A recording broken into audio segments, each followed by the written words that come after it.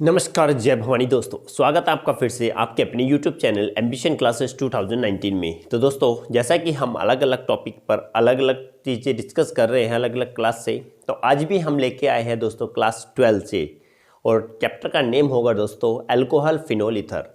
तो जैसा कि हम लास्ट क्लास में अलग अलग टॉपिक पर डिस्कस कर चुके हैं, रीज़न बेस्ड क्वेश्चन पर 2 क्लासेस ऑलरेडी हो चुकी हैं। तो दोस्तों आज हम लेके आए हैं फिर से third class reason based question पर ही। तो आज का टॉपिक रहने वाला है रीजन बेस्ड क्वेश्चंस। ओके दोस्तों, ये आज का थर्ड वॉल्यूम है, वॉल्यूम थर्ड है इसी चैप्टर का सेम। तो दोस्तों बिना देर किए बिना टाइम गवाए स्टार्ट करते हैं आज का हम ये टॉपिक्स। तो बने रहिएगा हमारे साथ। तो सबसे पहले दोस्तों बात आती है कौन सा, पहला क्वेश्चन की अगर बात करेंगे तो इसमें बात आएंगे ऑर्थोनाइट्रोफिनोल। ऑर्थोनाइट्रोफिनोल is more acidic than orthonitromethoxyphenol. Why? Reason दोस्तों हमारा ये रहने वाला है कि क्वेश्चन है हमारा ऑर्थोनाइट्रोफिनोल जो होता है वो ज़्यादा एसिडिक होता है किसके कंपेयर में, ऑर्थोनाइट्रोमेथोक्सीफिनोल के। तो दोस्तों इसके पीछे रीज़न क्या होगा, that we have already know that the ortho nitro group is the electron withdrawing group whereas the ortho methoxy group is the electron donating group. हम ये पहले ही बता चुके हैं। तो दोस्तों बात करेंगे सबसे पहले कि ऑर्थोनाइट्रो ग्रुप क्या होगा। ऑर्थोनाइट्रो ग्रुप क्या देता है, इलेक्ट्रॉन विड्रॉ करेगा। जब इलेक्ट्रॉन विड्रॉ करता है किसी भी पोजीशन पर जिसके जहां पर जुड़ा होगा, माना ऑर्थो पोजीशन पर जुड़ा होगा, तो वहां से इलेक्ट्रॉनों को लेगा, विड्रॉ करेगा। जब इलेक्ट्रॉन विड्रॉ करेगा तो इलेक्ट्रॉन की डेंसिटी दोस्तों कम हो जाएगी। क्या हो जाएगी, इलेक्ट्रॉन की डेंसिटी कम हो जाएगी। जब इलेक्ट्रॉन की डेंसिटी कम हो जाएगी तो क्या हो जाएगा, आसानी से प्रोटॉन लॉस हो जाएगा। और जब प्रोटॉन लॉस होता है, और यही टेंडेंसी किसकी होती है दोस्तों, एसिड की होती है। Loss the acid are those substance which have a capability to lose the proton. तो बात करते हैं दोस्तों इसके स्टेटमेंट की। Means first of all what the nitro group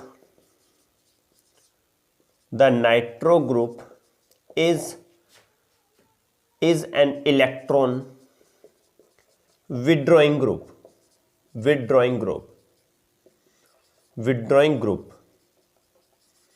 Is it clear? This group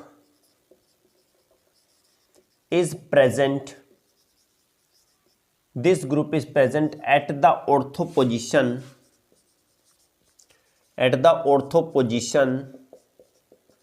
which decrease the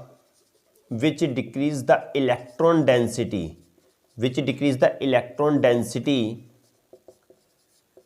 in the OH bond। OH bond पर क्या होगा, इलेक्ट्रॉन डेंसिटी को क्या करेगा, डिक्रीज कर देता है, decrease. And then so it is easier to lose the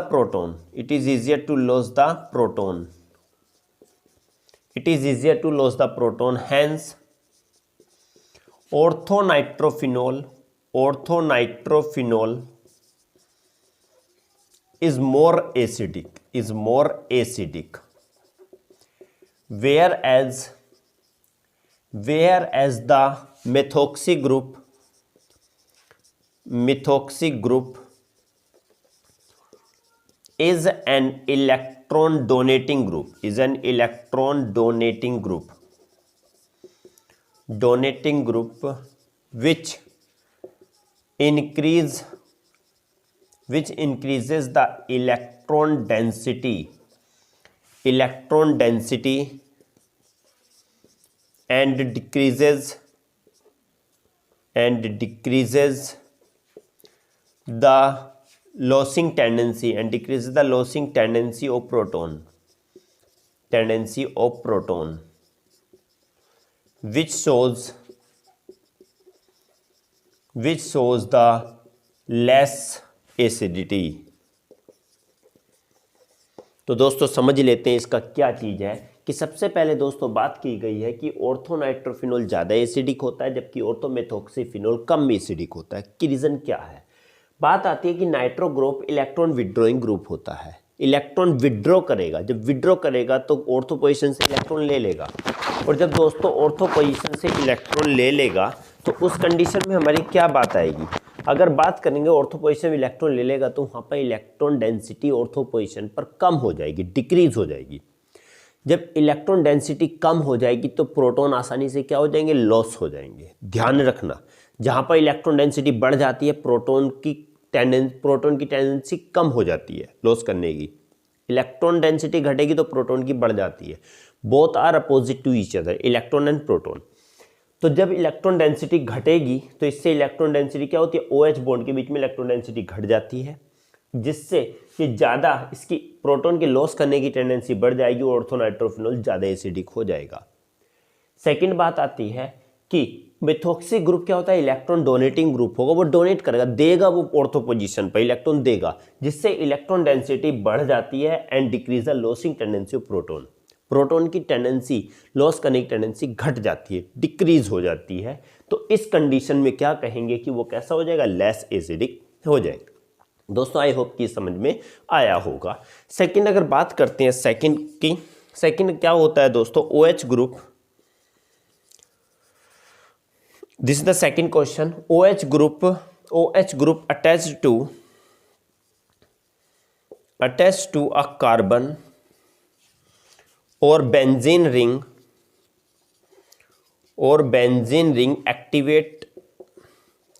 activates its towards the electrophilic substitution reaction. Why? हमने कहा गया कि OH ग्रुप कि अगर किसी भी कार्बन या बेंजीन रिंग से जुड़ता है OH ग्रुप तो क्या कर देता है? उसको बेंजीन को एक्टिवेट कर देता है, किसके लिए? इलेक्ट्रोफिलिक सब्स्टिट्यूशन रिएक्शन के लिए। So if we are talking about the electrophilic substitution reaction, then which species to take participate, which species will take participate in this reaction? Means the electrophile. In electrophilic substitution reaction means electrophile substitute.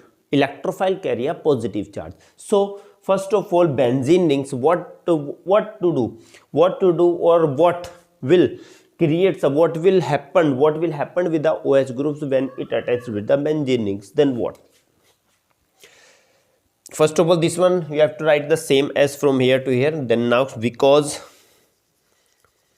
due to the resonance,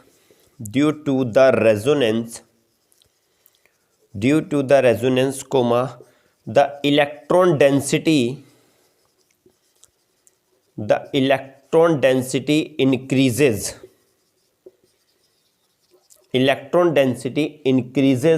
Okay, so increases at the particular position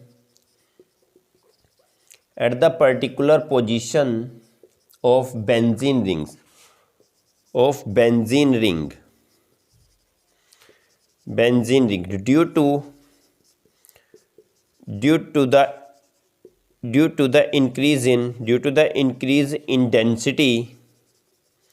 due to the increase in density, comma, OH group activates the benzene ring towards the electrophilic substitution reaction.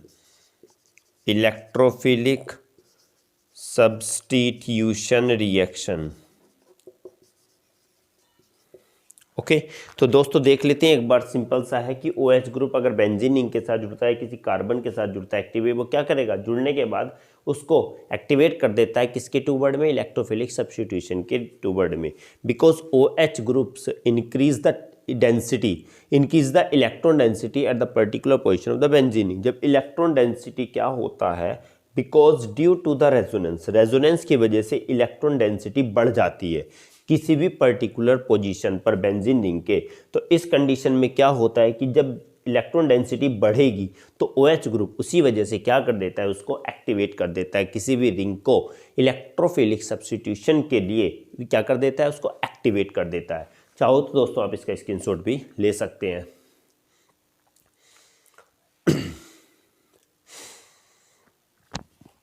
Okay दोस्तों I hope कि समझ में आ रहा होगा। अगर लगता है कि कोई भी डाउट हो तो प्लीज़ दोस्तों आप हमें कमेंट बॉक्स में भी लिख सकते हैं, कोशिश करेंगे हम आपकी प्रॉब्लम को सॉर्ट आउट करने की। और दोस्तों समझ में आ रहा हो तो प्लीज़ चैनल को लाइक शेयर सब्सक्राइब जरूर कीजिए, अपने दोस्तों में भी शेयर कीजिए, क्योंकि दोस्तों ये एग्ज़ाम का टाइम का रिवीजन है।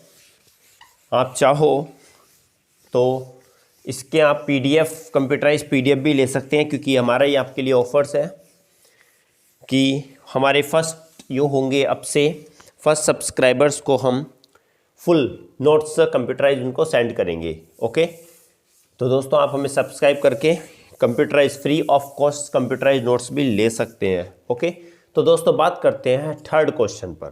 थर्ड क्वेश्चन की बात क्या आती है दोस्तों,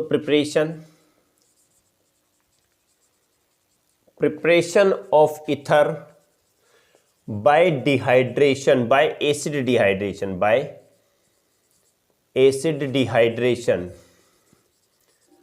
bye acid dehydration of secondary and tertiary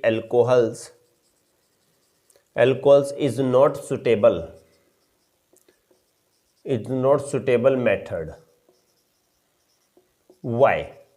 तो दोस्तों हमारा क्वेश्चन है कि preparation of ether bye acid dehydration, तो क्या करते हैं, सेकेंडरी और टर्शियरी अल्कोहल का एसिड डिहाइड्रेशन करके हम ईथर नहीं बना सकते, और ये अच्छा सुटेबल मेथड नहीं हो सकता। क्या हमेशा प्राइमरी ही यूज़ करते हैं। सुन लो फिर से क्या हो रहा है, ये कह रहे हैं कि if we are making up ether then we can't use or we can't use the secondary or tertiary alcohols, or these alcohols secondary or tertiary not suitable for the preparation of ether by the acid dehydration of alcohol। तो reason क्या होता है कि reason ये होता है कि क्या होता है कि ये बायोमोलिकुलर रिएक्शन होती है। जब कोई भी ईथर बनाया जाता है एसिड डिहाइड्रेशन, तो ये क्या होती है, बायोमोलिकुलर रिएक्शन होती है। और बायोमोलिकुलर रिएक्शन का दोस्तों हमें पता है कि क्या होता है कि इसमें जो अल्कोहल मोलिक्यूल्स होता है वो किस पर अटैक करता है, वो किस पर अटैक करेगा, वो करता है प्रोटोनेटेड अल्कोहल पर। तो इस कंडीशन में जो अल्काइल ग्रुप होंगे वो क्या होते हैं, अनहिंड्रेंट होते हैं, उनमें कोई भी रुकावट नहीं होती। जबकि जो सेकेंडरी और टर्शियरी होते हैं उनमें हिंड्रेंट होते हैं, रुकावट होती है, वो अटैक नहीं कर पाते। क्यों? क्योंकि वो एलिमिनेशन रिएक्शन देके क्या बना लेते हैं, एल्कीन बना लेते हैं, जबकि ईथर नहीं बनाते। तो बात करते हैं दोस्तों क्या कि in the preparation of ether by acid dehydration of secondary and tertiary alcohol is a biomolecular not a biomolecular दोस्तों, biomolecular reaction, okay, biomolecular reaction which involvement of the attacks of alcohol molecule on the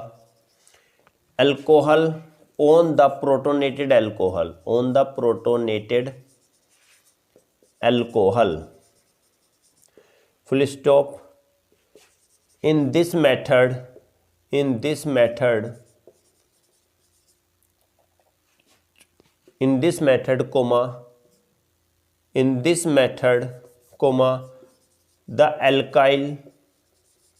the alkyl group should be unhindered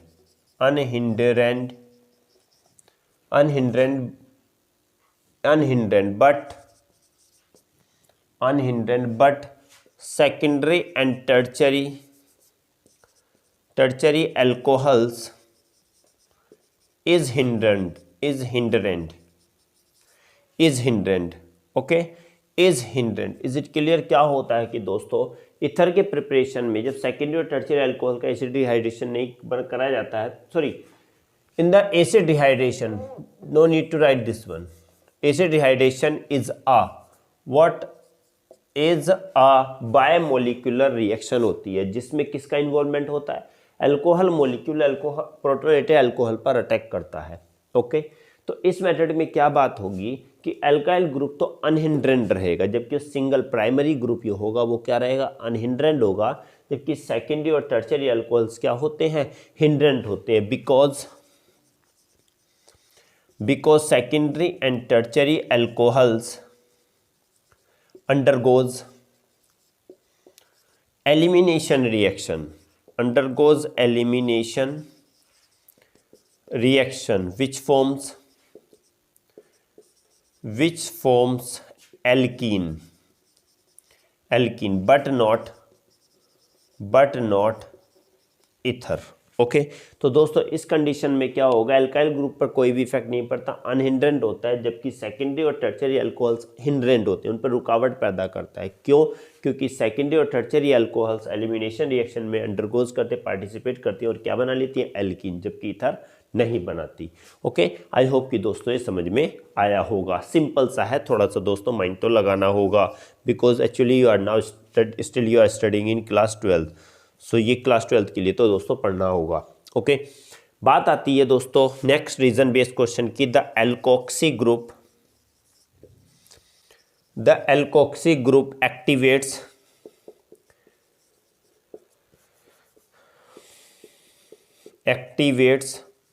the benzene ring towards the electrophilic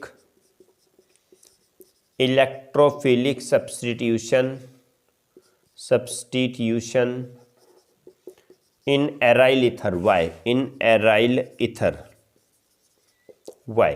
तो हमने कहा गया कि aryl ether के में अगर क्या होता है, कोई एल्कोक्सी ग्रुप होगा, OCH3 ग्रुप होगा, तो वो क्या करता है? OCH3 ग्रुप बेंजीन रिंग्स को एक्टिवेट कर देता है, किसके? टूवर्ड द इलेक्ट्रोफिलिक रिएक्शन के। अगर ये ना भी आए तो दोस्तों इसका रीज़न भी यही होगा, जो इसका लिए रीज़न है वही होता है कि इलेक्ट्रोफिलिक सब्स्टिट्यूशन में क्या होता है कि एल्कोक्सी ग्रुप क्या कर देता है? एक्टिवेट, वही एक्टिवेट करेगा जो इलेक्ट्रॉन डेंसिटी बढ़ाएगा। Is it clear? एक बात माइंड में रख के चलना दोस्तों, बिल्कुल सिंपल सी बात है। अगर उसकी एक्टिवेट कर रहा है बेंजीन रिंग्स को, तो कब करेगा? जब इलेक्ट्रॉन डेंसिटी बढ़ जाएगी। और इलेक्ट्रॉन डेंसिटी कब बढ़ेगी? जब कोई ग्रुप ऐसा जुड़े जो उसको इलेक्ट्रॉन दे। जब इलेक्ट्रॉन देगा तो ऑलरेडी इलेक्ट्रॉन डेंसिटी क्या हो जाती है? बढ़ जाती है।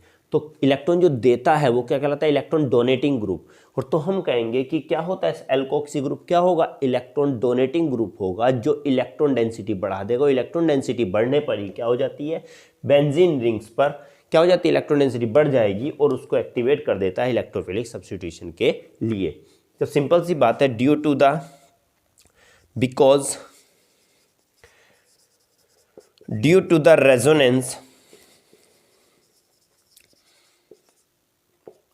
resonance the alkoxy group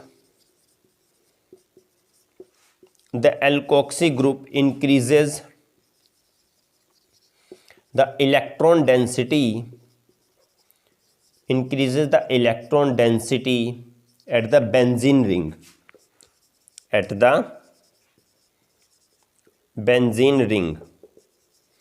that is why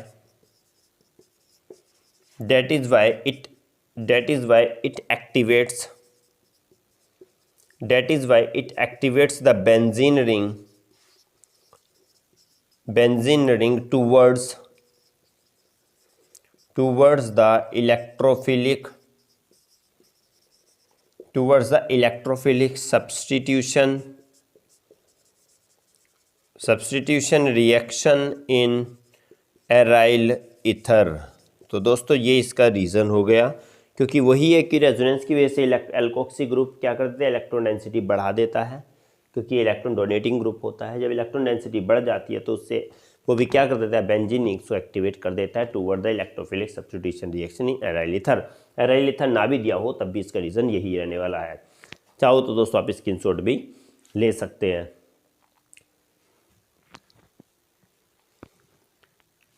okay दोस्तों, अगर लगता है दोस्तों हम कि जल्दी से कर देते हैं इसको, स्क्रीनशॉट लेने का टाइम भी नहीं छोड़ते दोस्तों, आप वीडियो को पॉज करके भी आप स्क्रीनशॉट ले सकते हैं दोस्तों। ओके, क्योंकि दोस्तों हम कोशिश करते हैं कम छोटी से छोटी वीडियो बनाने की, बट क्या करें दोस्तों, आपको पता ही है कि केमिस्ट्री का बड़ा टॉपिक होता है। हम कोशिश करते हैं छोटी वीडियो बनाने की, बट 20-20 मिनट्स की एटलीस्ट हो ही जाती है। तो दोस्तों आज का लास्ट क्वेश्चन हमारा रहने वाला है फिफ्थ क्वेश्चन। फिफ्थ क्वेश्चन हमारा दोस्तों क्या है कि द एल्कोक्सी, फिर से एल्कोक्सी वाला ग्रुप आता है, alkoxy, the alkoxy group directed the incoming substitutes to ortho and para position in benzene ring,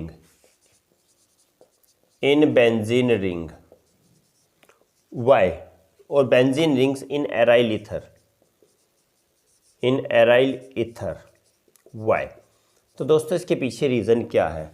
तो दोस्तों हमने कहा, क्वेश्चन देख लेते हैं कि एराइल ग्रुप ये क्या करता है, कोई भी एल्कोक्सी ग्रुप जो डायरेक्ट द इनकमिंग सब्स्टिट्यूट, जो भी कोई भी सब्स्टिट्यूट जो अलग से कोई भी आ रहा है उसके साथ जुड़ने को, बेंजीन रिंग के साथ जुड़ने को, और कौन से, जिसके साथ एल्कोक्सी ग्रुप है ना लगा हुआ है, उस पर जो कोई भी दूसरा अटैकर कोई सब्स्टिट्यूट हो रहा है, तो वो हमेशा कहाँ पर लगता है, ऑर्थो या पैरा पोजीशन पर ही लगता है, मेटा पर नहीं रखता। तो इसके पीछे रीज़न यही होती है दोस्तों, due to the resonance structure the electron density, same वही है कि रेजोनेंस स्ट्रक्चर की वजह से इलेक्ट्रॉन डेंसिटी किस पर, ऑर्थो और पैरा पर ज़्यादा होती है, किसके कंपेयर में, मेटा के कंपेयर में। तो जहाँ पर ज़्यादा होगी डायरेक्टली दोस्तों वहीं पर अटैक होगा कोई भी, वहीं पर क्या होगा, कोई भी ग्रुप जुड़ता है। ओके, तो बात करते हैं दोस्तों कि because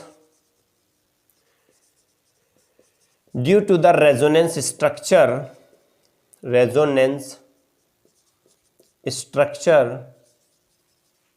comma the electron density is more at the ortho and para position as compared to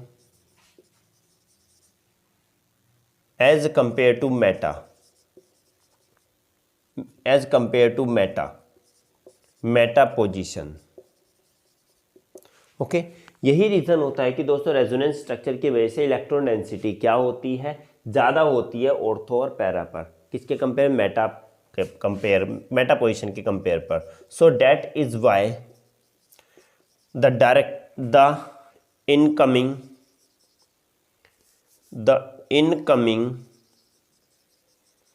substitute group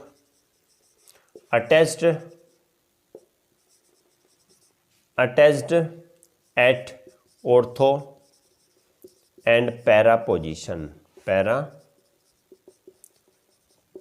तो दोस्तों यही रीज़न होता है कि इस पर इलेक्ट्रॉन डेंसिटी ज़्यादा होती है ऑर्थो और पैरा पर, किसके कंपेरिजन में, मेटा, तभी वहाँ पर ज़्यादा अटैक करके क्या बना लेता है, वो कंपाउंड बना लेता है। चाहो तो दोस्तों आप स्क्रीनशॉट भी ले सकते हैं।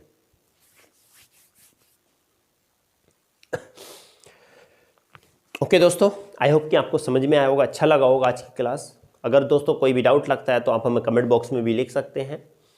तो दोस्तों अगर समझ में आया तो प्लीज़ चैनल को लाइक शेयर और सब्सक्राइब जरूर कीजिए अपने दोस्तों के बीच, अपने रिलेटिव्स के बीच, ताकि उनको भी इसका बेनिफिट हो सके। क्योंकि दोस्तों ये एग्ज़ाम के प्रिपरेशन का टाइम है, हमारे सर पर एग्ज़ाम बैठे हुए हैं, करीब आ चुके हैं एग्ज़ाम। तो दोस्तों दूसरे का जितना अच्छा बेनिफिट हो जाए उसका अच्छा होता है दोस्तों। तो आई होप कि आप अपने दोस्तों में शेयर करेंगे और चैनल को लाइक शेयर और सब्सक्राइब भी जरूर करेंगे। तो दोस्तों आप हमारा टेलीग्राम चैनल भी ज्वाइन कर सकते हैं, आपको वहाँ पर बहुत सारी अपडेट्स मिलती रहेंगी। और दोस्तों हमारे ये ऑफ़र चल रहा है कि आप अगर फर्स्ट 100 सब्सक्राइबर्स के लिए हमारे नोट्स जो रहेंगे, कंप्यूटराइज्ड नोट्स बिल्कुल फ्री रहने वाले हैं। जी हाँ दोस्तों, 11th और 12th के लिए फुल कंप्लीट फ्री नोट्स रहने वाले हैं, और 9th 10th के लिए भी कंप्लीट फुल साइंस के नोट्स फ्री रहने वाले हैं अगर आप सब्सक्राइब करते हैं तो दोस्तों आई होप कि आपको समझ में आ रहा होगा। तो मिलते हैं अगली क्लास में एक नए टॉपिक के साथ। अपना ध्यान रखिए दोस्तों, तब तक के लिए दोस्तों जय हिंद।